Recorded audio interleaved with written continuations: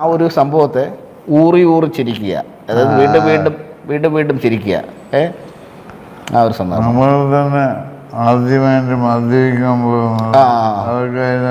പറയുന്നത് മദ്യപിക്കുന്നത് ഒരു കുറ്റമാണോ? മദ്യപിക്കുന്നത് ഒരു ഇതല്ലേ? എബ്രഹാം ലിങ്കൺ വിൻസൻ ചർച്ച് മദ്യപിച്ചിട്ടുണ്ട്, മറ്റേയാൾ മറിഞ്ഞു, ആഹാ അടുത്ത പോയിട്ട് അശ്വരെ.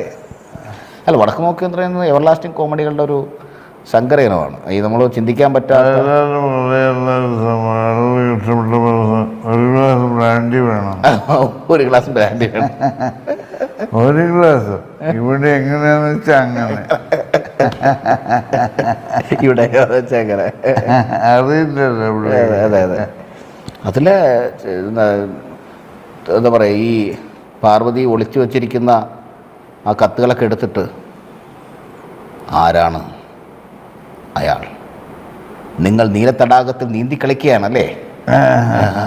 അപ്പം അവൾ പറഞ്ഞു, ആ ബാലചന്ദ്രമേനോൻ, സിനിമയിലെ ബാലചന്ദ്രമേനോനല്ല, ആ ബാലചന്ദ്രമേനോൻ.